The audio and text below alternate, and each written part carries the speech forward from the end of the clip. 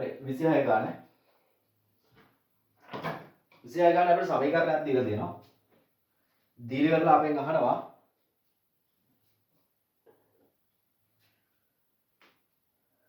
n කියන්නේ කවුද කියලා. දැන් සමීකරණ 15 වෙන්නේ නැහැ නේ. අපි බලන්න ඕන මේකට අදාළ මොනවා හරි සමීකරණයක් අපි මීට කලින් ඉගෙනගෙන තියනවාද කියලා. හරි. අභ්‍යන්තර අරයේ දිග L වන තිරස් නලයක් කරහා ඩෙල්ටා P පීඩන අන්තරයකට යටත්ව ගලන දුෂ්‍රාවී ද්‍රවයක සංගුණකයේ කොහොම කතාවක් කියද දුෂ්‍රාවී තා සංගුණකයේ නීටා වන ද්‍රවයක වේගය කියලා දීලා තියෙනවා. කවුද මතක් වෙන්නේ? කවුරුවත් මතක් වුණ නැත්නම් හදන්න විදියක් නැහැ. හරි.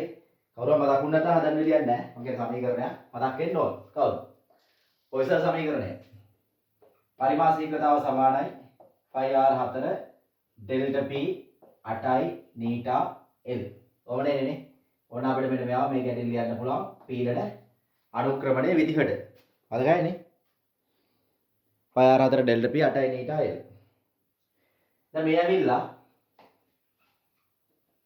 මේ වගේ නලයක l දිග නලයක් පීඩන වෙනස ඩෙල්ටා p අරය r දුෂ්‍රාවිතා සංගුණකයේ නීටා වන නලයක පරිමාස ශීඝ්‍රතාවය. කවුද පරිමාස ශීඝ්‍රතාවය කියන්නේ? තප්පරයකදී ගලා යන ද්‍රව පරිමාව. තප්පරයකදී ගලා යන ද්‍රව පරිමාව සඳහා තමයි ප්‍රකාශනය දීලා තියෙන්නේ. දැන් ඉතින් එහෙම බැලුවොත් එහෙම ඔය C කියලා කියන්නේ ඉස්සරහා තියෙන 5 බෙදීම 8, R කියන්නේ A, ඩෙල්ටා P තියෙනවා, නීටා L තියෙනවානේ වැඩේ හරි. n කියන්නේ කවුද? 4 නෙමෙයි. ඇයි ඒ? අපිට කියලා තියෙන්නේ v වේගය සඳහා ප්‍රකාශනයක් දීලා තියෙන්නේ. මේ q සඳහා ප්‍රකාශනයක් නෙමෙයි දීලා තියෙන්නේ වේගය සඳහා. ඉතින් අපි වේගය සඳහා ප්‍රකාශනයක් හදා ගන්න ඕනේ. ඉතින් මේ තියරි එකේ නම් මේකට ප්‍රකාශනයක් හදලා කියනවා. පාඩම් කරගන්න අවශ්‍ය නැහැ.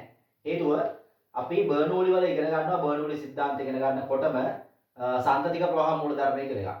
ඒ කියන්නේ යම්කිසි නලයක නැත්නම් මොකක් හරි වායු නැත්නම් ද්‍රව ප්‍රවාහයක තරල ප්‍රවාහයක ප්‍රවේගය දන්නවනම් අදාළ ස්ථානයේ හරස්කඩ වර්ගඵලය දන්නවනම් ඔයාලට පුළුවන් පරිමාස ශීඝ්‍රතාවය ලියන්න හරස්කඩ වර්ගඵලය තමයි ප්‍රවේගය කියලා. හරි. මේ දෙක මුල කරාමත් වෙන්නේ පරිමාස ශීඝ්‍රතාවය. ඔන්න ඕක මෙතෙන්ට ගිහින් දාන්න. එතන AV දැන් මෙයා කියන්නේ ප්‍රවේගය V කියලානේ. πr4 delta p 8යි නීටා l. දැන් A කීයද? අර R වෙච්ච කෙනෙක්ගේ මෙන්න මේ වර්ගඵලය πr වර්ග. V සමානයි πr4 ඩෙල්ටා p 8යි නීටා l. එතන මේ ෆයිට මේ ෆයි කැපෙනවා r වර්ග වලට r වර්ග කැපෙනවා. v සඳහා ප්‍රකාශනයක් එනවා r4 ඩෙල්ටා p 8යි නීටා l. මම මේක මෙහෙම ලියන්නම් 1/8 r4 ඩෙල්ටා p නීටා l. බලන්න අර තියෙන විදිහට තියනවාද කියලා? r4 නෙමෙයි r වර්ග ඩෙල්ටා p පේන්න තියෙනවා. නීටා l පේන්න තියෙනවා. ඊට පස්සේ තව කවුද පේන්න තියෙන්නේ? a වල වර්ගයක් තියෙනවා. a වල වර්ගය තමයි r වල වර්ගය. එහෙනම් n කියන්නේ 2යි. හොඳේ. n කියන්නේ 2යි. c කියලා දීලා දෙන්නේ 1/8 නේ. c කියලා දෙනවා 1/8 කියන නියතය.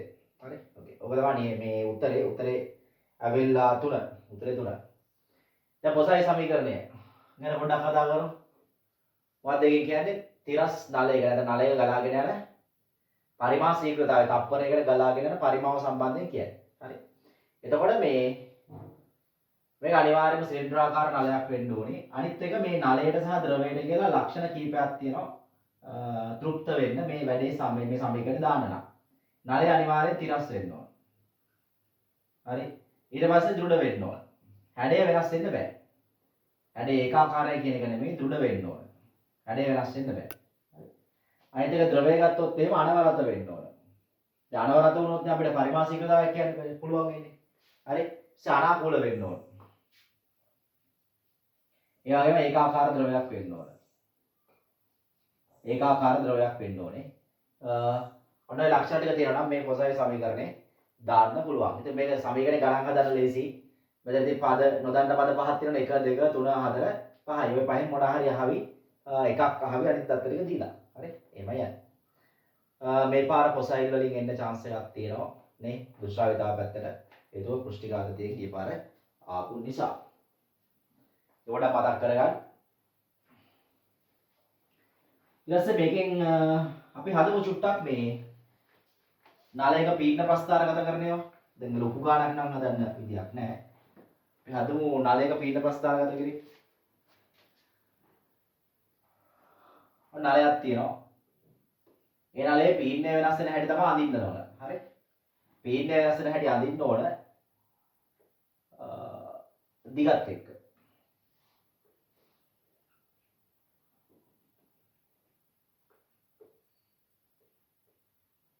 දිගත් එක. හරිද? පළවෙනිම වැඩේ තමයි ඔයා බලන්න ඕනේ නලය ඇතුලේ ද්‍රවය ගලන්නේ කොයි පැත්තටද කියලා. හරි නලයේ ඇතුලේ ද්‍රවය ගලන්නේ කොයි පැත්තටද කියලා බලන්න ඕනේ. ඒකට හේතුවක් තියෙනවා. හේතුව තමයි මේ පැත්තට ද්‍රවය ගලනවා කියන්නේ ද්‍රවය අර පැත්තට ගලන්න නම් අනිවාර්යයෙන්ම මේ පැත්තේ පීඩනය වැඩි වෙන්න ඕනේ. මේ P1 පීඩනය වැඩි වෙන්න ඕනේ. මේ පැත්ත වැඩි නිසානේ අර පැත්තට යන්නේ. නිසා ප්‍රස්ථාරය උඩින් පටන් ගන්නවා මෙහෙන් යටින් ඉවර කරනවා. හරි? වැඩි පැත්තෙන් පටන් අරන් අඩු පැත්ත මෙහෙන් ප්‍රස්ථාරයක් එන්න ඕන. අපි හිතුව ද්‍රවය ගලන්නේ මේ පැත්තට කියලා. ඒතර මේ පැත්තේ පීඩනය වැඩි වෙන්න ඕනි. මේ පැත්තේ පීඩනය අඩු වෙනවා. ඒතර යටින් පටන් අරන් උඩින් ඉවර වෙනවා. ප්‍රස්ථාරය කොහෙද යන්නේ කියන එක බලන්න ඕනේ. ප්‍රවේගය ගැන හිතලා. දැන් ප්‍රවේගයේ තියෙන පැත්ත අනුව වැඩි පැත්ත සහ අඩු පැත්ත පීඩනය හොයාගෙන ප්‍රස්ථාරය උඩ යන එකක්ද පල්ලෙහා යන එකක්ද කියලා පොඩ්ඩක් බලන්න ඕනේ. හරිද? ඒක පළවෙනි වැඩේ. දෙවෙනි එක ඇවිල්ලා මේක මෙහෙම අඳිනවාද මෙහෙම අඳිනවාද මෙහෙම අඳිනවාද මෙහෙම අඳිනවාද ඔන්න වෙනස් වෙනවනේ. ඒ කියන්නේ අනුක්‍රමණය බලන්න ඕනේ. හරි? try එකක් දෙමු අනුක්‍රමණය බලන්න. මම පොඩි ලාවට ප්‍රස්ථාරයක් අඳ ගන්නවා. මේ පැත්ත පීඩනය, මේ පැත්ත දිග. මට ඕන අනුක්‍රමණය ගන්න. මම මේ පැත්ත ගන්නවා ඩෙල්ටා P, මේ පැත්ත ගන්නවා ඩෙල්ටා L. අනුක්‍රමණය සමානයි සම්මුඛ පාදයේ වෙදී බද්ධ පාදය. tan theta සම්මුඛ පාදයේ delta p බද්ධ පාදයේ delta l ඔන්න ඉන්නවා බාණ්ඩේ. හරි? මෙයා වෙලා කවුද? පීඩනය වෙනස් වීමේ ශීඝ්‍රතාව නැත්තම් පීඩනය වෙනස් වීමේ ශීඝ්‍රතාව නෙවෙයි. පීඩන අනුක්‍රමණය delta p යට l. හිටියනේ කොසයිද? q සමානයි pi r4 delta p 8යි neta l මෙන්න බාණ්ඩේ. මෙයා තමයි අනුක්‍රමණය. අපි ආවුක්ත කරමු. සමානයි 8යි neta මෙහෙට දානවා. q 8යි neta pi r4 ඒ කියන්නේ අනුක්‍රමණය ප්‍රතිලෝම සමානුපාතික හරයට. අනුක්‍රමණය ප්‍රතිලෝම සමානුපාතික හරයට. අරය නියත නම් අනුක්‍රමණය නියතයි. අරය අඩුයි නම් අනුක්‍රමණය වැඩි. අරය වැඩි නම් අනුක්‍රමණය අඩුයි. හරි? අරය ඒකාකාරයි නම් අනුක්‍රමණය ඒකාකාරයි. නිසා දැන් අපි දන්නවා මෙතන ඉඳන් කොහොමද මේක අදින්න ඕන. ඒ කියන්නේ කරුණු දෙකයි බලන්න ඕන. අරය මොකද වෙන්නේ සහ ප්‍රවේගය කොහටද තියෙන්නේ. ප්‍රවේගයෙන් වා තීරණය කරනවා වැඩි කොහෙද අඩු කොහෙද පීඩනය. උඩ ඉඳන් පල්ලෙහාටද පල්ලෙහා ඉඳන් උඩටද. ඒතර ඒක යන විදිහ අරයත් එක්ක වෙනස් වෙනවා. හරි. දැන් අපි නිකන් හිතමු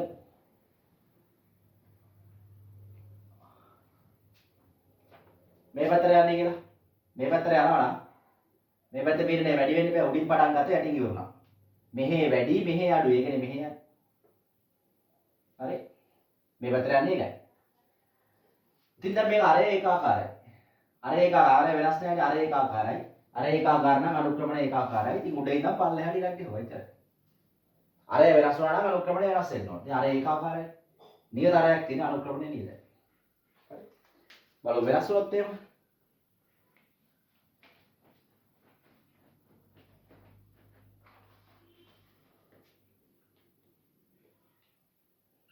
මොකද ඉබ්බා කියන්නේ?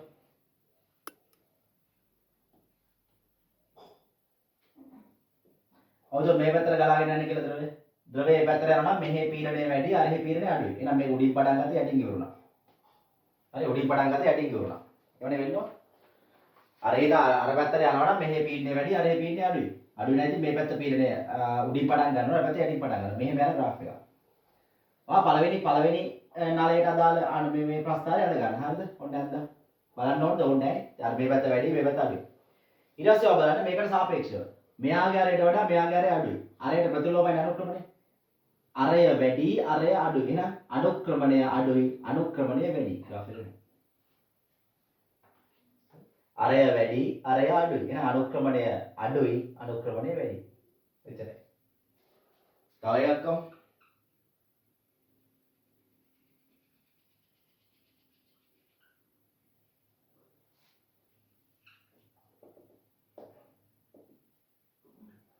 අපි මේ පැත්තට යනවා කියලා. හරි. මෙහි පීඩනය වැඩි මෙහි පීඩනය අඩුයි. ඉතින් යටින් පටන් ගත්තා උඩ ගියා. මොනේ වෙන්න ඕන? මෙහි පීඩනය වැඩි මෙහි පීඩනය අඩුයි. ඒතර යටින් පටන් ගන්න අර පැත්තට වැඩි වුණා. පළවෙනි එක ඇඳ ගන්න. මට ඕන මම ඇඳ මෙහෙම. ඒ පළවෙනි එක ඇඳ ගන්න කියන්නේ ඒ වලට අරය ගැන මේ අනුක්‍රමණය ගැන නිශ්චිත ලකුණක් නැහැ නිශ්චිත අගයක් නැහැ. පළවෙනි එක ඇඳ ගත්තා ඊට සාපේක්ෂව ඊටු ටික අඳින්න. මෙයාට වඩා මෙයාගේ අරය අඩුයි. අඩුයි නම් අදී අනුක්‍රමණය වැඩි වෙන්න ඕන. මෙහෙම. අඳේ යන සීන් එකක් තියෙන්නේ. ඊට පස්සේ මේ ඔක්කොටම වඩා මෙයාගේ අරය වැඩි. අරය වැඩි නැති අනුක්‍රමණය ඔක්කොටම වඩා අඩුයි. උන් ඔක්කොටම වඩා අඩු එකක්. හරි. ඔව්. අරය වෙනස් වුණොත් අනුක්‍රමණය වෙනස් වේ. බලමු එකක් ඇදලා.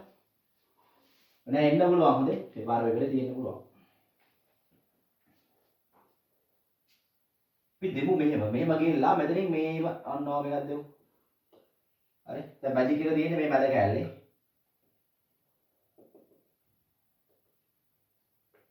මෙතන යනවා කියලා හිතමු. මෙහි පීඩනය වැඩි අරහේ පීඩනය අඩුයි. අර පැත්තට යන්නේ මෙහෙන් තල්ලු වෙලා අරහෙට යන්නේ. වැඩි තැන සිට අඩු තැනට. මෙහි පීඩනය වැඩි මෙහි පීඩනය වැඩි. ඔයා තීරණය කරා උඩින් පටන් අරන් පල්ලෙහෙන් ඉවරන ග්‍රාෆ් එකක්. මෙයාට මං කොනේ කැමතියක් අදගන්න කියලා ඕනේ නැන්ද?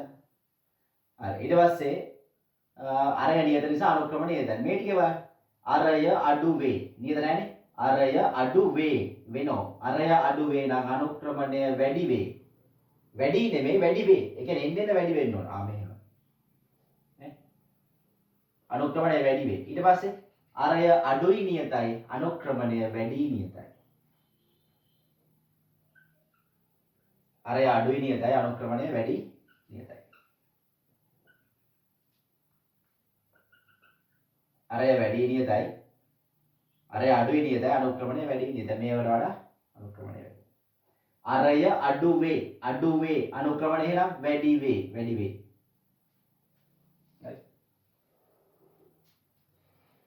හරි. තව එකක් ගත්තදී ඕකම තමයි අදින්නේ. ඒක අපි අනිත් පැත්තට අදින්න බෑ.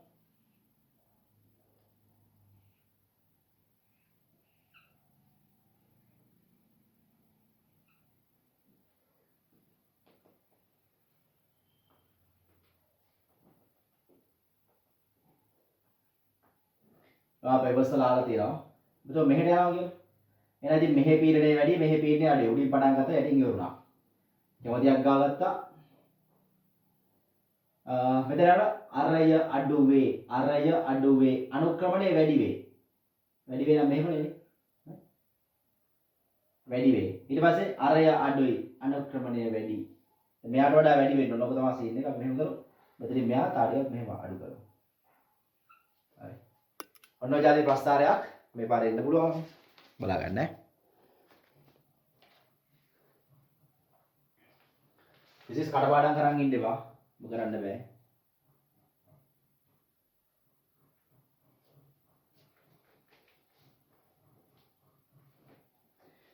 දැන් මේක බැරි නම් සබ්ජෙක්ට් එක ආ කරන්න ඕන මේකේ පොයින්ට් එක අරගෙන ගිහිල්ලා තියරි නෝට් එකේ බලන්න ඕන. බලලා ඉවරලා ඒක පුළුවන් කරගන්න. පුළුවන් ඒ උන් ටක් ටක් ගාලා මේක අල්ලගන්න. වැඩි කාලයක් නැහැ. මම මතක් කරලා දෙන්නේ මේවා ආශ්‍රයෙන් මෙන්න මෙහෙමත් ඒවා තියෙනවා කියලා. හරි. හරි ඊට පස්සේ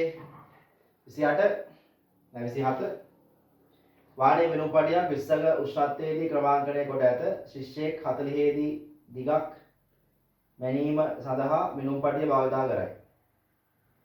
ඕකේ.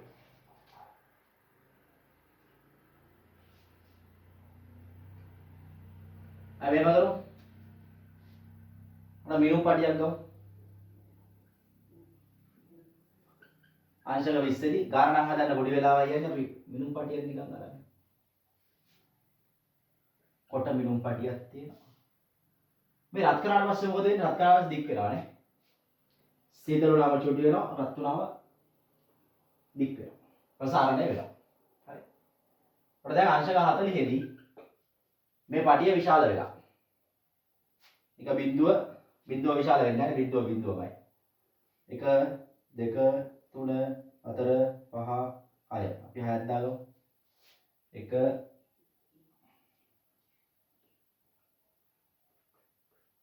මේ ප්‍රසාරණය වෙනවා කියන එකේ තේරුම දැන් මීටරයක් තියෙන අපි හිතමු මීටර උලක් තියෙනවා කියලා. ඒකේ සෙන්ටිමීටර 100ක් තියෙනවානේ. ප්‍රසාරණය වුණාම ඔක සෙන්ටිමීටර 200ක් වෙන්නේ නැහැ. 100ම තමයි. හරිද? 100ම තමයි. මේක මෙහෙක් කරලා ඇදෙනක වෙන්නේ. හරි. දැන් මේකේ අර අගය පොඩ්ඩක් වැඩි වෙනවා. 1 3 4 5 අය අර 6ම තමයි තියෙන්නේ පරතරේ වැඩි 6ම තමයි තියෙන්නේ පරතරේ වැඩි 6ම තමයි තියෙන්නේ පරතරේ වැඩි උෂ්ණත්වය වැඩි වුණා කියලා අගයන් නැටි ඉන්නේ නැහැ කවුරුත් ඇවිල්ලා අගයන් කොටනවාද එහෙම වෙන්නේ නැහැ හරිද මේක ඇදෙන එක වෙන්නේ අපි හිතමු අපි මැනපු එකක් තියෙනවා මොන හරි වස්තුවක් මෙතන සෙන්ටිමීටර් මේ අංශක 20 සෙන්ටිමීටර් 5යි තියෙන්නේ සෙන්ටිමීටර් කියලා හිතමු සෙන්ටිමීටර් 5යි තියෙන්නේ දැන් රත් වෙන්නේ වස්තුව නෙමෙයිනේ රත් වෙන්නේ මිනුම් පටියනේ එහෙනම් වස්තුවේ සයිස් එක වෙනස් වෙන්නේ නැහැ වස්තුවේ ඒක තියෙනවා එහෙම ඒක තියෙනවා ඒක වෙනස් වෙන්නේ නැහැ හරි හැබැයි ඉතින් මේ මිනුම් පටියෙන් කියවම සෙන්ටිමීටර් 5යි මුගේ දිග මේ මිනුම් පටියෙන් කියවම නිකන් 3මාරක් වගේ සීන් එකක් එන්නේ හරි දැන් මට කියන්න 46 අංශක යට රත් වෙලා තියෙන මිනුම් පටියෙන් මැන්නම කියවෙන අගයද ඇත්තම දිග දැන් මේකද ඇත්තම දිග නෑනේ මේ මිනුම් පටිය ලොකු වෙලානේ මිනුම් පටිය ප්‍රසාරණය වෙලානේ ඒක හන්ද තමයි 3මාරක් කියවෙන්නේ හැබැයි මුගේ අගය 3මාර නෙමෙයි මුගේ අගය 5 මේකේ දිග ඇත්ත දිග 5යි එහෙනම් ඉතින් මිනුම් පටිය ප්‍රසාරණය වුණාම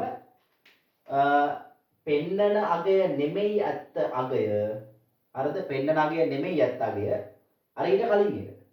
ඒ කියන්නේ ඇත්ත අගය පෙන්නන අගයට වඩා වැඩි 3මාරට වඩා වැඩි හරි දැන් ගාන කියමු ගාන කියන්නේ අංශක 20 දී ක්‍රමාංකණය කරලා දෙන මිනුම් පටියක් අංශක 40 දී පාවිච්චි කරනවා එතකොට මිනුම් පටියෙන් කියවන අගය අන්න අංශක 40 දී කියවන අගය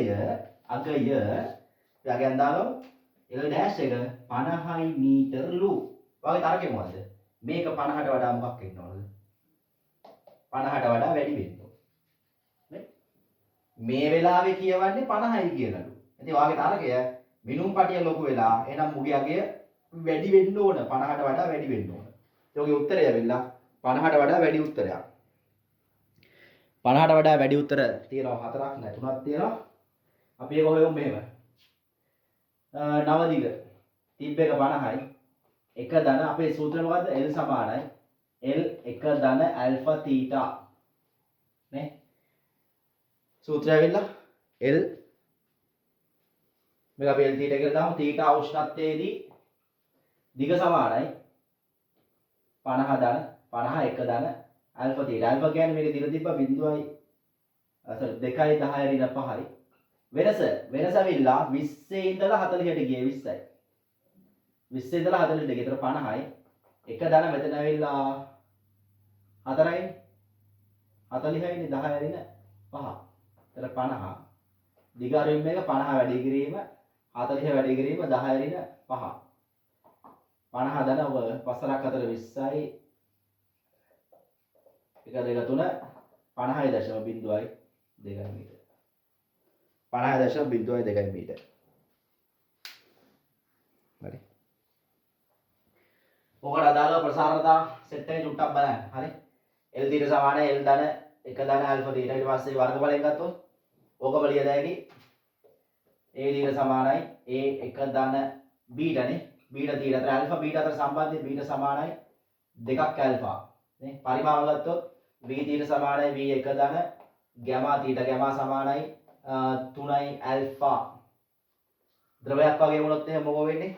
ද්‍රවයක් වගේ වුණොත් එහෙම ද්‍රවය දාපු භාජනයක් නිසා ඒකේ ප්‍රසාරණය අපිට හරියට පේන්නේ නැහැ. භාජනයේ ප්‍රසාරණය වෙනවා, ද්‍රවයක් ප්‍රසාරණය වෙනවා. ඒතර අපිට පේන එකට අපි කියන දෘශ්‍ය ප්‍රසාරණය. ඊළඟ ඇත්ත ප්‍රසාරණය ඊට වඩා ලොකුයි. භාජනයේ ලොකු වෙච්ච එක නිසා. හරි? අපිට ද්‍රවයක සත්‍ය ප්‍රසාරණය ගන්න පුළුවන්. දෘශ්‍ය ප්‍රසාරණය දන භාජනයේ ප්‍රසාරණය නේ තුන් දෙනෙක් ඉන්නවා. ඊට පස්සේ සාමාන්‍ය ප්‍රසාරණයේදී ද්‍රවයක එහෙම පරිමාව වැඩි වෙන්න ඕන උනත් ජලය ගත්තොත් එහෙම අනියම් සීන් එකක් තියෙනවා. ඒ අංශක 4ක් දක්වා පරිමාව අඩු කර ගන්නවා. අංශක 4ක් දක්වා ජලයේ පරිමාව අඩු කර ගන්නවා. හරි? අංශක 4ක් දක්වා ජලයේ පරිමාව අඩු කර ගන්නවා. පරිමාව අඩු වෙනවා කියන්නේ ඝනත්වය වැඩි වෙනවා කියන එක. ඒතර ඝනත්වය වෙනස් වෙන්නේ මෙහෙම. ජලයේ හොඳේ. ජලයේ ඝනත්වය වෙනස් වෙන්නේ කොහොමද? මේ තියෙන පරිමාව නිල් පාටින් තියෙන්නේ ඝනත්වය. එහෙනම් වැඩිම ඝනත්වයක් තියෙන ජලයේ තියෙන අංශක 4. හරි. පොකුණක් වගේ විදෙනවා නම් උඩ අයිස් හැදෙනවා. මේක 0.0 සෙල්සියස් කියලා හිතමු. එතන මේක 1යි සෙල්සියස් 2යි සෙල්සියස් 3යි සෙල්සියස් යටම තියෙන්නේ 4යි සෙල්සියස්. ඇයි ඒ? ඝනත්වය වැඩි යාගේ. ඝනත්වය වැඩි වෙන්න උෂ්ණත්වය අඩු වෙනකොට ඝනත්වය වැඩි වෙන අංශක 4ක් දක්වා ඒ ටික බහිනවා පල්ලෙහාට. හරි? ඒ ටික බහිනවා පල්ලෙහාට. එතන මේ වගේ අවස්ථාවක් ගත්තොත් යටම තියෙන්නේ අංශක 4 ජලය. ඒ කියන්නේ මේවා මාළුන්ට පීන ඉන්න පුළුවන්. නේ? පීනක් නැතුවත් ඉන්න පුළුවන්. හරි? මේ විතර යාලේ සීත කාලේ ඉවර වෙනකන් ජීවය රැකෙනවා. හරි? ලොකු අයිස් කුට්ටිය යටින් ජල තියෙනවා. ඊට පස්සේ අපි ගත්තොත් දැන් අයිස් ගැන චුට්ටක් කතා කරමු. අයිස් ගැන අයිස් සම්බෙච්ච නිසා අයිස් කුට්ටියක් ද්‍රවයකට දැම්මට පස්සේ මම කියන්නේ පිරිසිදු අයිස් පිරිසිදු ජලයට දැම්මම ඒ කියන්නේ ඝනත්වය 900 කට්ටිය ඝනත්වය 1000 කට්ටියට දැම්මම මෙයාගේ මුළු පරිමාව v කියලා හිතමු. ගිලී ඇති පරිමාව v ඩෑෂ් නම් ගිලී ඇති පරිමාව මුළු පරිමාවෙන් 10න් 9යි. ඒ කියන්නේ හැමතිස්සෙම අයිස් කුට්ටියෙන් 10න් එකක් උඩට පේන්න තියෙනවා පිරිසිදු අයිස් පිරිසිදු ජලය ගිල්ලුවම පාවෙනකොට. ඊළඟ සීන් එක තමයි පිරිසිදු අයිස් කුට්ටියක් අරගෙන ඒක දිය වෙන්න ඇරලා වතුර හදාගත්තම හරි මේකේ තිබ්බ පරිමාව v නම් හැදෙන ජල පරිමාව vw සමානයි තිබ්බ පරිමාවෙන් 10න් 9යි.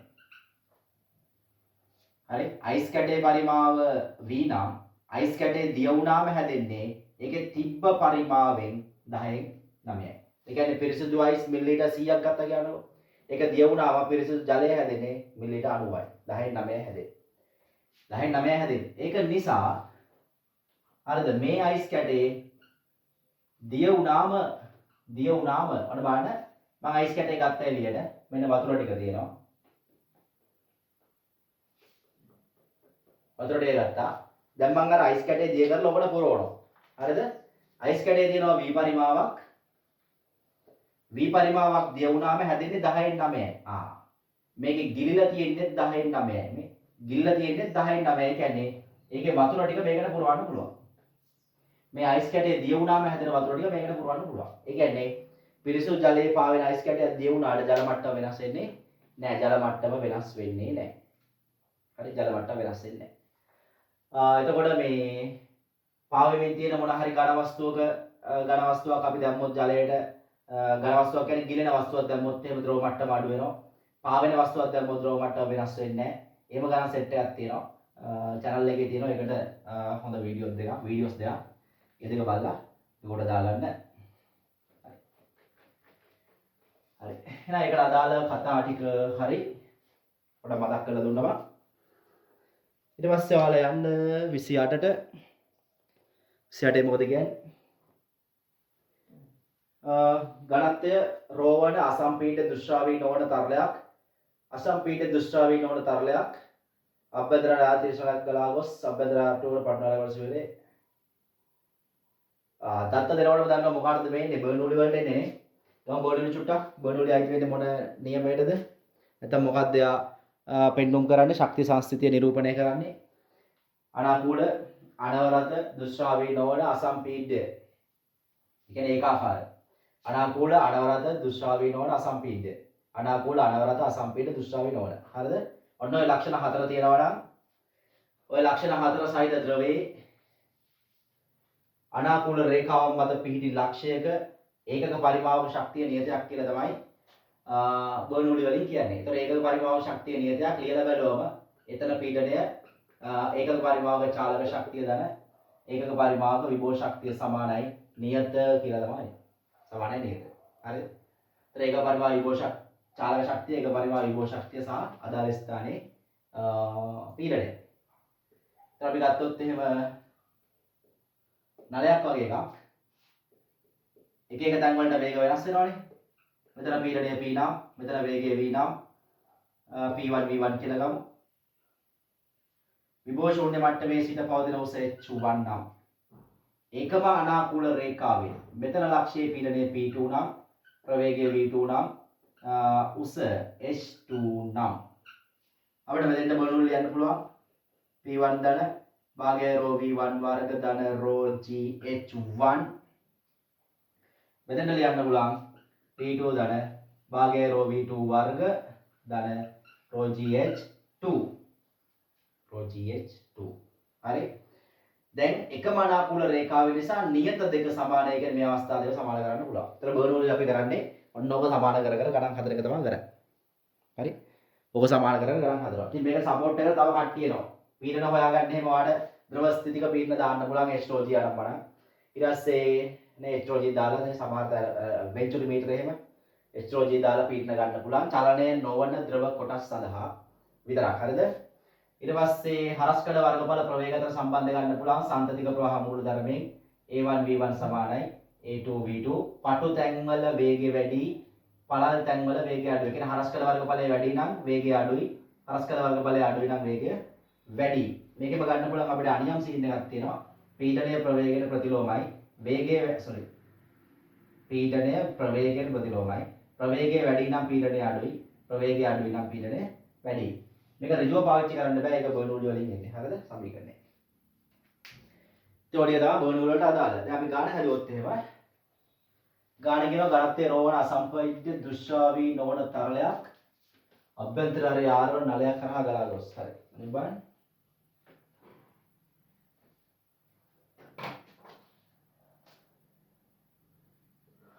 ලොකු නලයක් කරහා යනවා. ගිහිල්ලා චුටි නලයකට වැටෙනවලු. මේක ඇවිල්ලා R බෙදීම 2යි. මෙයා ඇවිල්ලා R කියලා කියන්නේ. ඝනත්වයේ රෝ කියලා කියනවා. පළල් කොටසේදී තරලයේ පීඩනය ප්‍රවේගය. මේකේ පීඩනය P0 ප්‍රවේගය V0 ලු. නම් පටු කොටසේදී තරලයේ පීඩනය කොහොමද දාලා මෙන්න මේකේ පීඩනය අහනවා. P1 කියලා දාමු. වේගය V1 කියලා දාමු. දැන් මට පේනවා පීඩනය ඇහුවට ප්‍රවේගය දීලා නැහැ. ප්‍රවේගය හොයාගන්න පුළුවන් සන්තතික ප්‍රවාහ මූලධර්මයෙන්. හරස්කඩ වර්ගඵලය A1 V1 සමානයි A2 V2 හරස්කඩ වර්ගඵලය ගන්න පුළුවන් 5R වර්ග ප්‍රවේගය V0 මෙතන හරස්කඩ වර්ගඵලය 5R බෙදීම 2 වර්ග අරේ භාගයක් වෙලා තියෙනවා ප්‍රවේගය V1 5 ට 5 කැපෙනවා R වර්ග කැපෙනවා V0 සමානයි V1 බෙදීම 4යි V1 සමානයි 4යි V0 ප්‍රවේගය නම් හොයාගත්තා බර්නෝලි දාන්න තියෙන්නේ පීඩනය P0 ධන භාගය rho V0 වර්ග ධන rho GH කො H එකක් ලකුණු කරේ නැහැ. ඉතින් විභව ශූන්‍ය මට්ටම මේව මේවා ගත්තා. මෙතෙන්ට H මෙතෙන්ටත් මොකද වෙන්නේ H එකම තිරස් මට්ටම. ඕනනම් නොලිය ඉන්න පුළුවන්. ඊට පස්සේ මෙතෙන්ට ගත්තොත් පීඩනය P1 භාගයයි rho V1 වර්ග ධන rho GH. මේකට මේක කැපෙනවා. මේකට කැපුණා ඊට පස්සේ අපෙන් අහන්නේ P1 එන ආරයාගේ ඉන්න ගන්නවා මෙහෙට P0 ධන භාගයයි rho V0 වර්ග ඍණ භාගයයි rho V1 වර්ග සමානයි P1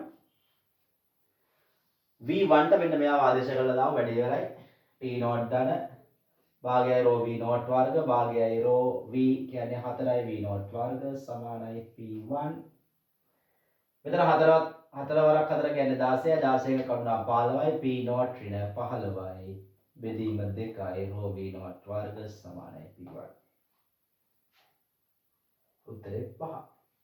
P0 න භාගයයි rho V භාගයයි 15යි rho V0 වර්ග.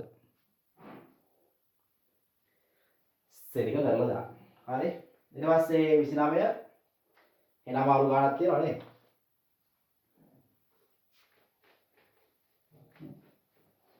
ප්‍රතිරෝධ පද්ධති ඒක හදන්න සෑහෙන අමාරු වෙන්නේ නැති ළමයින්ට.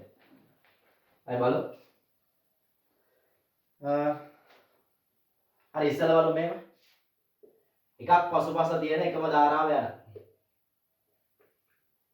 එකක් පසුපස තියෙන්නත් ඕනේ එකම ධාරාව යන්නත් ඕනේ නම් එය වෙනුවට දාන එහෙම ප්‍රතිරෝධ සෙට් එකක් වෙනුවට දාන තනි ප්‍රතිරෝධය. ඊට අපි කියනවා සමග ප්‍රතිරෝධය. සමග ප්‍රතිරෝධය සමානයි R1 ධන R2. එකක් පසුපස තියෙන එකම ධාරාව යන. හරි එකම ධාරාව යනවාද කියලා බලන්න ඕනේ. අර දාන්න පුළුවන් සමග ප්‍රතිරෝධය උන් ටික එකතු කරනවා. පේන විදිහට මොකෝ වෙන්නේ ප්‍රතිරෝධයේ වැඩි වීම සිද්ධ වෙනවා ශ්‍රේණිගත පද්ධති වල. ඊට පස්සේ එකම විභවාන්තරයේ තියෙන. ඒ කියන්නේ දෙකලවරින් එකිනෙකට සම්බන්ධ කට්ටිය. මේ පැත්තෙන් දෙන්න සම්බන්ධයි මේ පැත්තෙන් සම්බන්ධයි. දෙකලවරින් එකිනෙකට සම්බන්ධ වෙන්න ඕන. එහෙම මුගේ කොහොමද ඉතින් විභව සමානයි විභවාන්තර සමානයි. එයාට කියන අපි සමාන්තරගත පද්ධති. එයාලගෙන් මෙන්න මෙහෙම සීන් එකක් එන්නේ. ඒ කියන්නේ R1 R2 හරි මේක ඉතින් එක එක ක්‍රම තියෙනවා. දැන් මේක හදලා බැලුවම වෙන දේ තමයි මෙන්න මේ පද්ධතිය ඉන්නෝනේ චූටි එකේ. මේ ප්‍රතිරෝධ සෙට් එකේ ඉන්නෝනේ පොඩි මේකේ. අන්න ඌටත් වඩා මේන උත්තරේ අඩුයි. ඒ කියන්නේ ප්‍රතිරෝධය අඩුවීම වෙන්නේ කොච්චර අඩු වෙනවද? පද්ධතියේ ඉන්න කුඩාම ප්‍රතිරෝධයටත් වඩා ප්‍රතිරෝධය අඩුයි. කුඩාම ප්‍රතිරෝධයටත් වඩා ප්‍රතිරෝධය අඩුයි. ඒක තමයි පළවෙනි පොයින්ට් එක. දෙවෙනි එක ඇවිල්ලා ප්‍රතිරෝධයක් සඳහා නම් ඔයාලට මේක මෙහෙම ලියන්න පුළුවන්. මෙන්න මේක සුළු කරලා බලන්න. R1 R2 බෙදීම R1 ධන R2. ඒ කියන්නේ ගුණිතය බෙදීම එකතුව. මේ පොඩි ට්‍රික්ස් ටිකක් දෙන්නේ. ඒ කියන්නේ ටිකක් මතක තියාගන්න. කේටි ක්‍රම නෙමෙයි ආ. එහෙම જાති නෑ ෆිසික්ස් වල. මේ හරි මේ නේ එන උත්තරය ඇවිල්ලා ඉන්න පොඩිම කෙනාටත් වඩා පොඩි එකක් එන්නේ සහ දෙන්නෙක් විතරක් නම් ඉන්නේ ගුණිතය බෙදීම එකතුව කියලා දාගන්න පුළුවන්. ඊට පස්සේ අපි හිතමු එකම જાතිය සෙට් එකක් ඉන්නවා කියලා. ඔක්කොම R ලා කියලා හිතන්නකො.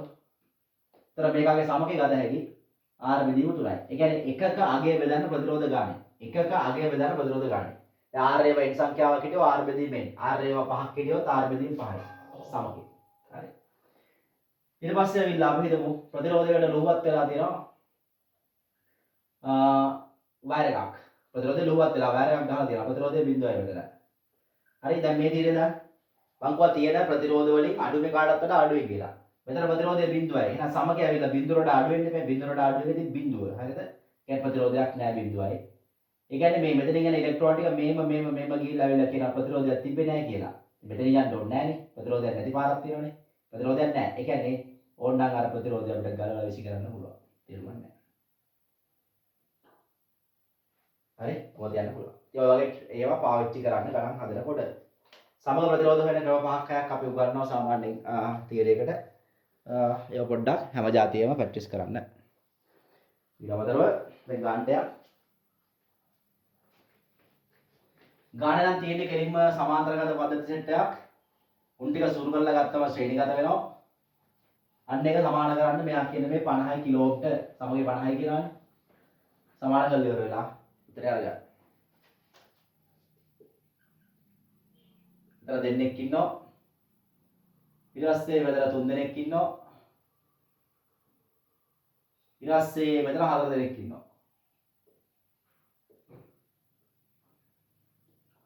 හරි ඔක්කොම R ලා ඉන්නේ. මෙතන R මෙතන දාන්න පුළුවන් R බෙදීම 2. එක සමාන ප්‍රතිරෝධ 2යි. R බෙදීම 2යි. එක සමාන ප්‍රතිරෝධ 3යි. R බෙදීම 3යි. එක සමාන ප්‍රතිරෝධ 4යි. R බෙදීම 4යි. උන් ඔක්කොම 50යි.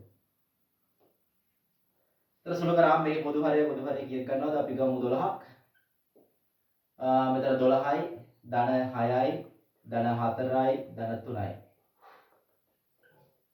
6 4යි 10යි 12යි 22යි 3යි 25යි 25ට මේක අපුණා 2යි R. තර R සමානයි 24ද? 24ද මන්දයි. අපුණා මෙතන 2යි මේ 12 අර පැත්තට යන්න බෑනේ 24යි කිලෝ. 24යි කිලෝ ohms.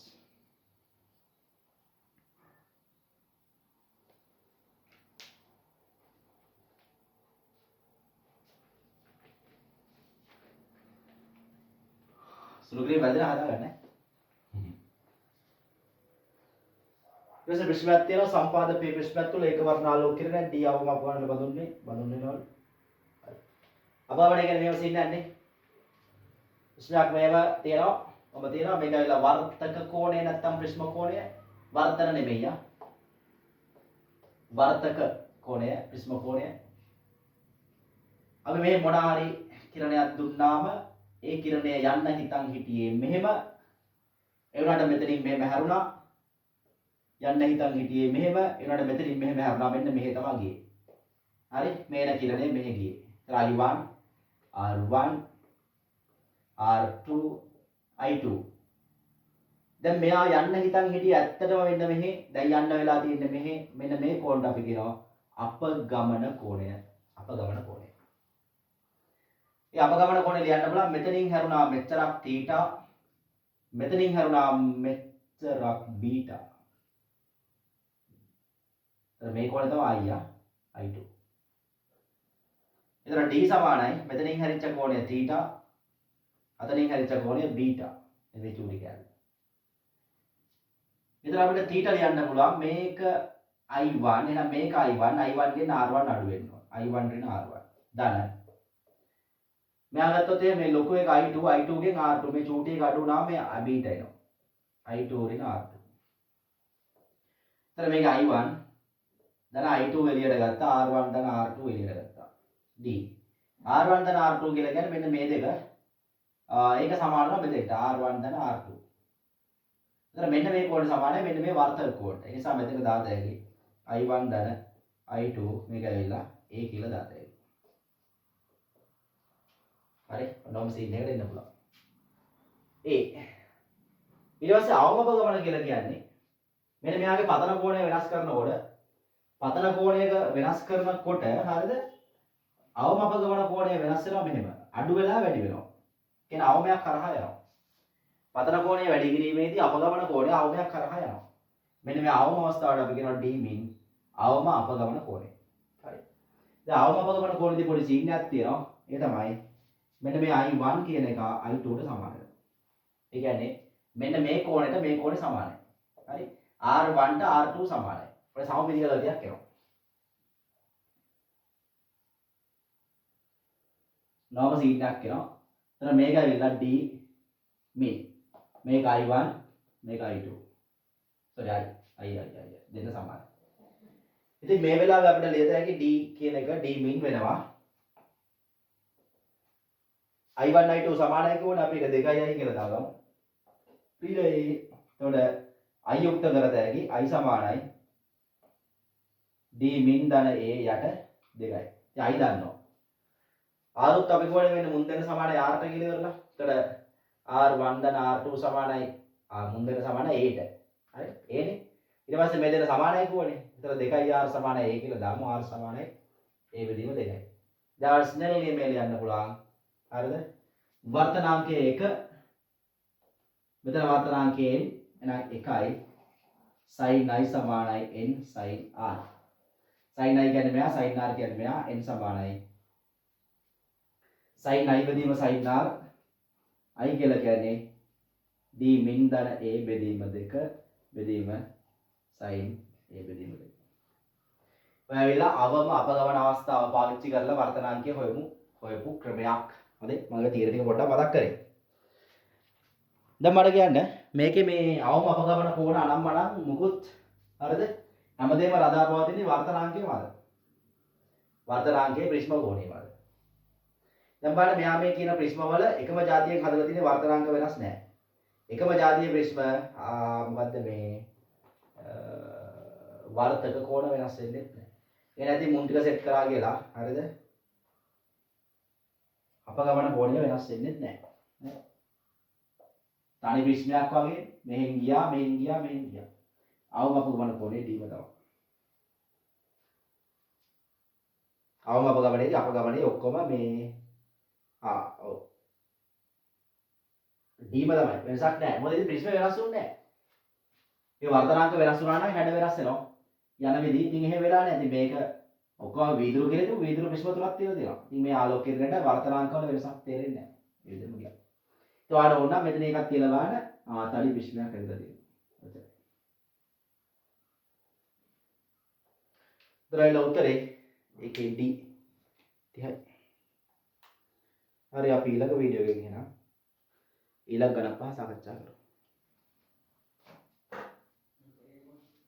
हाँ